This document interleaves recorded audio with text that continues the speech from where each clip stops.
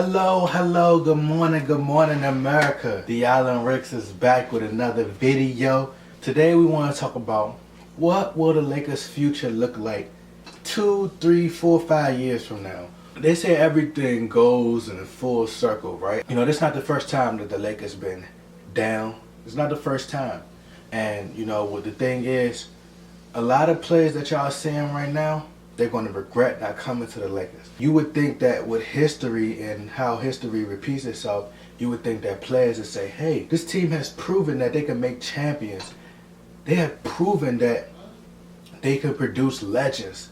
They've proven this time after time, and you would think they'd say, you know what? It's time to go there and turn this franchise around. Even though social media has become bigger than what it was years ago, we still have to take into account that the Lakers are going to get more attention than any other franchise. That's just how it is, and that's how it's going to always be. You know, it's a big market, and everyone loves the Lakers. You know, everyone loves the Lakers. And this is what I want to tell y'all. 5 years from now, what will the Lakers look like? You know, I can see us competing for championships. Starting 5 lineup. You got D'Angelo Russell at the 1, Jordan Clarkson at the 2, Brandon Ingram at the 3, Julius Randle at the 4, and at the 5 we got Zubac. Jim Buss and Mitch Kupchak are there. They're emulating what Golden State was doing. I can see in the future we could be similar to a Golden State type of team, but we're going to do it. It's going to be much different because you have 2 guards who are like 6'5", 6'6", who are taller than most guards. Luke Walton coming into the picture, he's going to help the ball move. That's not going to do nothing but benefit the players. And what's going to happen is Julius Randle, his skill set is amazing for a guy his size. He can dribble the ball. He can put it between his legs. You know, he could drive to the basket. You know, his handles, his fundamentals is not what you see for the average 6'8", 6'9" type of player and a guy his size. That's why a lot of power forwards are going to have a lot of problems. They're going to have a lot of issues with him because the guy is really crafty at that size.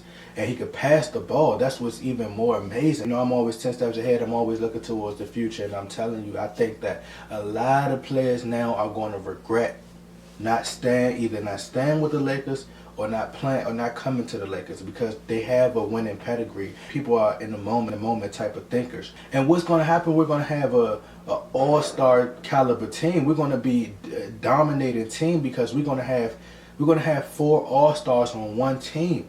And it's going to be huge. It's just going to be like Golden State, you know, but we're building towards that. And these guys are going to become stars. They're going to become elite stars. I can see it. And what's going to happen is it's going to be amazing, you know. And like I said, what we're going to have to do is I can see us getting a better bench in the future.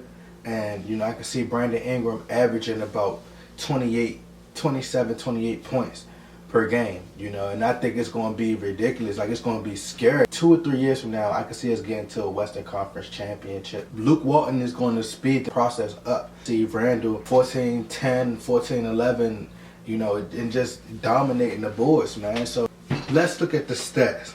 Jordan Clarkson, 15 points per game. He was 43% from field goal range. He shot 34% from 3. So that right there alone, he averaged 15 points next to Kobe. Kobe taking most of the shots. Byron Scott like, hey, Kobe, just shoot your life away.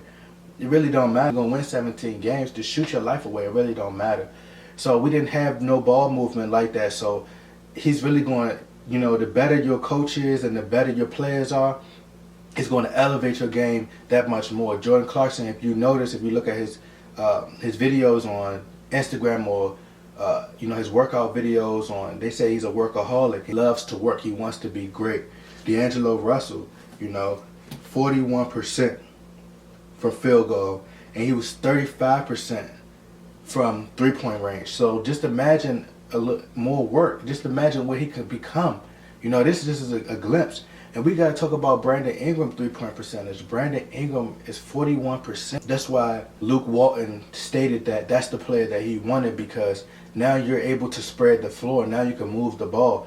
And what's going to happen is Julius Randle 3-point percentage is going to start to come up as well, you know, and he's going to flourish up under, he's going to soak up as much knowledge as he can from Luke Walton, and he admired Draymond Green, so he's going to try to emulate his game, and he's going to be able to spread the floor as well. So they're going to all be able to shoot threes, and once they beef up the bench, it's going to be that much more amazing. Everything takes time, and we have to be patient. Just keep being patient. But we're going to get there. And we building superstars. Anyway, man, love y'all. Peace.